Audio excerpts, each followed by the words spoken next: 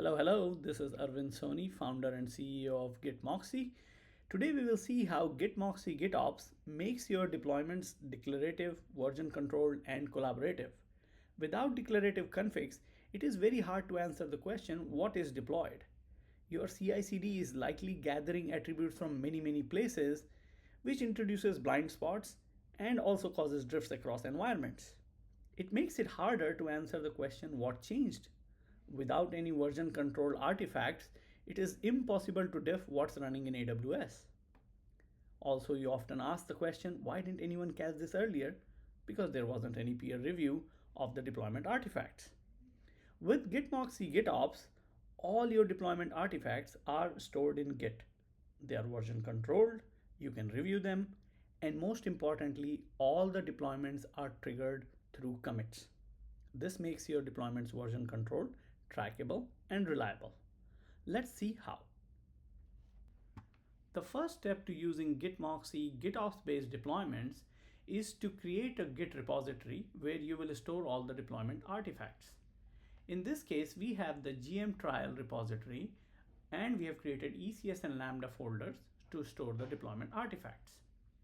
The next step is to use the Gitmoxi CLI to add the repository and branch to Gitmoxi so that it knows where to look for the commits and how to trigger the deployments.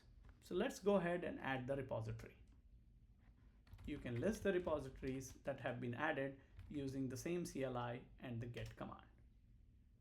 Okay, now that we have added the repository, we can create files and make changes to those files, commit those changes, and trigger the deployments. Let's make some of those changes.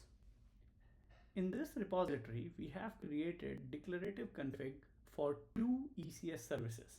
One of them will use blue-green update, the other will use a rolling update. And we have also created a Terraform output file which will provide the infrastructure needed for both of these services. Let's add these files and commit the changes so that we can trigger the deployment.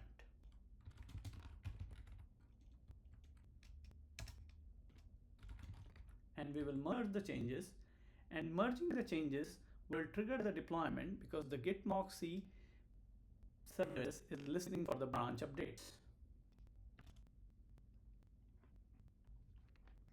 When we made the changes to the branch for the configured repository, the Gitmoxi GitOps controller was listening for those changes.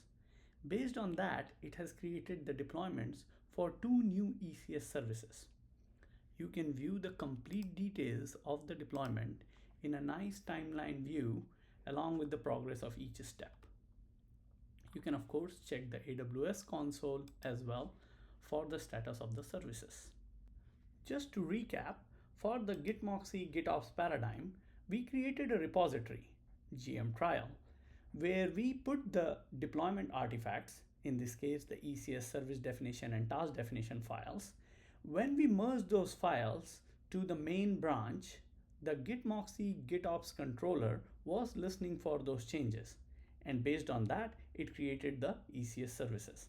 Since all the deployment artifacts are stored in GitHub, we get the complete version history along with all the changes that were made. You can of course review the changes prior to deployments to make them more reliable and error-free. We hope that you loved the Gitmoxi GitOps paradigm and will give it a try today. Thank you.